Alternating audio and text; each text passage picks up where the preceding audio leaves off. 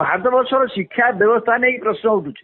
ଆପଣ ମତେ କୁହନ୍ତୁ, ଇଏ ତ କେନ୍ଦ୍ର ଶିକ୍ଷା ମନ୍ତ୍ରୀ, ଭାରତବର୍ଷର ସେଣ୍ଟ୍ରାଲ ୟୁନିଭର୍ସିଟିରେ ଭାଇସ୍ ଚାନ୍ସେଲର ବର୍ଷ ବର୍ଷ ଦେଇନାହାନ୍ତି। ବର୍ଷେ ନୁହଁ, 2 ବର୍ଷ ନୁହଁ, 3 ବର୍ଷ ଧରି ଭାଇସ୍ ଚାନ୍ସେଲର ରହୁନାହାନ୍ତି। ୟୁନିଭର୍ସିଟିରେ 1/3 ପ୍ରଫେସର ପୋଷ୍ଟ ଖାଲି। ଇଏ ତ ଶିକ୍ଷା ମନ୍ତ୍ରୀ, ମତେ ଆଉ କଣ ବୁଝେଇଲେ ଆପଣ? ତେଣୁ ୟାକୁ ଏବଂ ଶିକ୍ଷା ବ୍ୟବସ୍ଥା ନେଇ ଛାତ୍ର ମାନଙ୍କ ଭିତରେ, ଯୁବକ ମାନଙ୍କ ଭିତରେ ପ୍ରବଳ ଅସନ୍ତୋଷ ଯେପରି ଭାବରେ ଶିକ୍ଷା ବ୍ୟବସ୍ଥା ପରିଚାଳିତ ହଉଛି। ଆପଣ ତ କରିଦେଲେ ବର୍ତ୍ତମାନ ଶିକ୍ଷା, କାରଣ ପ୍ରତ୍ୟେକ ପରିବାର କଣ ଚାହୁଁଛି, ଯୋଉ ପିଲାମାନଙ୍କୁ ପଢେଇବାରେ ବର୍ତ୍ତମାନ ସରକାର ଯେତିକି ଉଦ୍ୟମ କହୁଛନ୍ତି, ପ୍ରତ୍ୟେକ ପରିବାର ଉଦ୍ୟମ କରୁଛି। ପ୍ରତ୍ୟେକ ପରିବାର ଚାହୁଁଛି ତାଙ୍କ ପିଲା ପଢନ୍ତୁ, ତାଙ୍କୁ କୋଚିଂ ଇନଷ୍ଟିଚ୍ୟୁଟ ପଢଉ, ଅମକ କର ସମକ କର କରୁଛନ୍ତି। ତା ଭିତରେ ଯଦି ଏଭଳିଆ ଗଣ୍ଡଗୋଳ ହବ, ଏଇଭଳିଆ କାର୍ଯ୍ୟ କରିବ ଏବଂ ତାଙ୍କ ଭବିଷ୍ୟତ ବିପନ୍ନ ହେଇଯିବ। ଯନ୍ତର ମନ୍ତରରେ ଯୋଉ ଦୀର୍ଘ ଦିନ ଧରିକି ଯୋଉ ଆନ୍ଦୋଳନ ହେଲା, ସୋନମ ବାଗଚର ଯୋଉ ଦୀର୍ଘ ଦିନ ଧରିକି ଉପବାସରେ ମଧ୍ୟ ଅନଶନରେ ରହିଲେ, କିନ୍ତୁ ଏଇଟା ଯୋଉ ଆନ୍ଦୋଳନ ଆପଣଙ୍କୁ ଛାତ୍ର ମାନଙ୍କର ପ୍ରକୃତ ଆନ୍ଦୋଳନ ଭଳିଆ ଲାଗୁଛି ନା? କାହିଁକି ନା ସରକାର ତ ପୁନଃ ପରୀକ୍ଷା ମଧ୍ୟ ନେଇଥିଲେ, ତାପରେ ବି କାହିଁକି ଛାତ୍ରଛାତ୍ରୀ ନାଇଁ ପୁନଃ ପରୀକ୍ଷା ନେଲେ ଯୋଉ 21 ଜଣ ଛାତ୍ର ମରିଗଲେ, ଆତ୍ମହତ୍ୟା କଲେ, ଆଜ୍ଞା, ତାର ଜବାବ କିଏ ଦବ? ଏବଂ ଯେତେବେଳେ ପୁନଃ ପରୀକ୍ଷା ହେଲା, ଦେଖାଗଲା ଯୋଉମାନେ ଯେତେବେଳେ ପରୀକ୍ଷା ଦେଲେ ତାର 2 ଲକ୍ଷ ଛାତ୍ରଛାତ୍ରୀ ପରୀକ୍ଷା ଦେଲେ ନାହିଁ।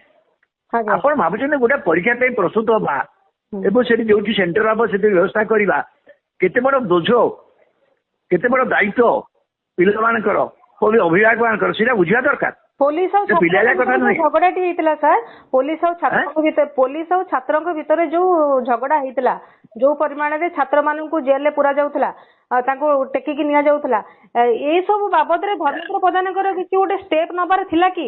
ଯେ ଛାତ୍ର ଆନ୍ଦୋଳନ ଶୁଣନ୍ତୁ, ଏଇଟା ମଧ୍ୟ ସେ ଆନ୍ଦୋଳନକୁ ଆହୁରି ବ୍ୟାପକ କରିବାର ମୁଖ୍ୟ କାରଣ ହେଇଗଲା। 20 ତାରିଖ ଦିନ ସଂସଦ ମାର୍ଚ୍ଚ ସମୟରେ ଯେଭଳି ଭାବରେ ପୋଲିସ ଆକ୍ସନ ହେଲା ସେମାନଙ୍କ ବିରୁଦ୍ଧରେ, ଆପଣ ଦେଖନ୍ତୁ ଯେଭଳି ଭାବରେ ପୋଲିସ ଲାଠି ମାର କରିଛି, ଯେଭଳି ଭାବରେ ଲୁହା ଗ୍ୟାସ ପ୍ରୟୋଗ କରିଛି, କେତେ ପିଲା ଆହତ ହେଇଛନ୍ତି ଏବଂ ସେ କହୁଛନ୍ତି ଏମାନେ ଟେକାପଥର ପକେଇଲେ। ଆପଣ କିଏ ଆଗ ବାଡେଇଲା? ଏଭଳି ଭାବରେ ଗୋଟେ ସଂସଦର ରାଇଟ୍ ଟୁ ପ୍ରୋଟେଷ୍ଟ ଅଛି ନା ନାଇଁ ଭାରତବର୍ଷ ଗଣତନ୍ତ୍ରରେ? ସେମାନେ ଯଦି ତାଙ୍କୁ ଏଭଳି ଭାବରେ କ୍ରୋଧପୂର୍ଣ୍ଣ ଭାବରେ ଯୁବକ ମାନଙ୍କ ଉପରେ ମାଡ଼ ଦେବା, ବର୍ତ୍ତମାନ ପେଲେଟ୍ ଗନ୍ ବ୍ୟବହାର ହେଇଥିବା କଥା ହେଲାଣି। 2 ଜଣ ତ ପଦାକୁ ଆସିଛନ୍ତି, 2 ଜଣ ଆହତ ହେଇଛନ୍ତି ଏବଂ ତାକୁ କାଲି ବିରୋଧୀ ଦଳ ନେତା ତାଙ୍କୁ ଆଣିଲେ, ସାମ୍ନାକୁ ଆଣିଲେ। ପିଲେଟ୍ ଗନ୍ ଗୋଟେ ଅନଆର୍ମ, ସେ ଯୋଉ ପିଲାମାନଙ୍କ ହାତରେ କିଛି ଆର୍ମ ଥିଲା କି? ନିରସ୍ତ୍ର ଜନତା ଉପରେ ଲାଠି ମାଡ଼, ଲୁହା ଗ୍ୟାସ ପ୍ରୟୋଗ ସହିତ ପିଲେଟ୍ ଗନ୍ ବ୍ୟବହାର ହବା ଯଥାର୍ଥ କି? ଏଇଟା ଛାତ୍ର ମାନଙ୍କୁ, ଯୁବକ ମାନଙ୍କୁ ଆହୁରି ଇଏ କଲା। ଯୋଉଥିପାଇଁ ଦେଖନ୍ତୁ ବମ୍ବେରେ ଗୋଟେ ଝିଅ ପୋଲିସ ଗାଡି ଆଗରେ ବାଡିଟାକୁ ଧରିକି ଠିଆ ହେଲା, ଦେଖିଛ? ଆପଣ ଦେଖନ୍ତୁ କୋଉ ଧରଣର ପିଲାଙ୍କ ଭିତରେ କ୍ରୋଧ ଆସିଲା। ମାରିବ ମାର କହିଲେ ମାର। ଆପଣ ପୋଲିସ ମାନେ ମଧ୍ୟ ଲଜ୍ଜିତ ଅନୁଭବ କଲେ ଯେ ଆମେ କଣ କରୁଛୁ। କିନ୍ତୁ ସାର୍ ଏଇଟାକୁ ପ୍ରଧାନମନ୍ତ୍ରୀ ବୁଝିକି ଏଇ ସେକ୍ସନ କୁ ଆପିଲ କରିବା ପାଇଁ ଇନଷ୍ଟାଗ୍ରାମରେ 2 ଥର, କାରଣ ଏଇ ସେକ୍ସନଟା ଇନଷ୍ଟାଗ୍ରାମ ସୋସିଆଲ ମିଡିଆ ଦ୍ୱାରା ସେମାନେ ମେନ୍ ଷ୍ଟ୍ରିମ୍ ମିଡିଆ ଉପରେ ନିର୍ଭର କରୁନାହାନ୍ତି। ମେନ୍ ଷ୍ଟ୍ରିମ୍ ମିଡିଆ ତାଙ୍କ ବିରୁଦ୍ଧରେ କଣ କହିଲା, ଦେଶଦ୍ରୋହୀ କହିଲା, ଚୀନରୁ ଆସି କହିଲା, ଯାହା କହିଲା ତାକୁ ସେ ଖାତିର କରିନାହାନ୍ତି। ସିଏ ଯାହା ଉପରେ ନିର୍ଭର କରେ, ପ୍ରଧାନମନ୍ତ୍ରୀ ସେଇ ମାଧ୍ୟମରେ କହିଲେ, ତାଙ୍କୁ ବନ୍ଧୁ ବୋଲି ମଧ୍ୟ କହିଲେ, ଫ୍ରେଣ୍ଡସ୍ ବୋଲି ଭାଇ ଭଉଣୀ ନ କହି ଜୀବନର ପ୍ରାଥମିକତା, ରାଷ୍ଟ୍ର ସେବା ହଉଛି ଜୀବନର ପ୍ରାଥମିକତା ବୋଲିକି ଯାହା ଧର୍ମେନ୍ଦ୍ର ପ୍ରଧାନ କହୁଛନ୍ତି।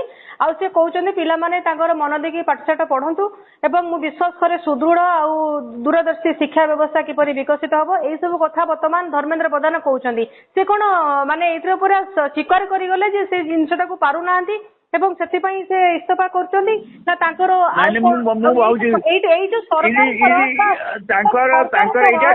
ପଦକ୍ଷେପ, ସରକାରଙ୍କର ଏଇ ପଦକ୍ଷେପକୁ କଣ ସୂଚଉଛି? ୟା ପରେ ସିଜେପି ପୁଣି ପ୍ରୋଟେଷ୍ଟ କରିବ ଆଉ ସିଜେପି ଯେକୌଣସି ଗୋଟେ ଘଟଣାକୁ ନେଇକି ମଧ୍ୟ ଇସ୍ତଫା ଦେବେ କି? ନାଇଁ, ତାଙ୍କର ଇସ୍ତଫା ଫଳରେ ଏଇ ଆନ୍ଦୋଳନ ପ୍ରଥମ ପର୍ଯ୍ୟାୟ ବୋଧହୁଏ ଶେଷ ହବାକୁ ଯାଉଛି। ଆଜ୍ଞା, ଏଇ ଆନ୍ଦୋଳନ ପ୍ରଥମ, କିନ୍ତୁ ଏଇ ଆନ୍ଦୋଳନ ପୁରାପୁରି ବନ୍ଦ ହେଇଗଲା, କାରଣ ଏମାନେ ଶିକ୍ଷା ବ୍ୟବସ୍ଥା ଉପରେ ମୌଳିକ ପ୍ରଶ୍ନ ଉଠେଇଛନ୍ତି ମଧ୍ୟ।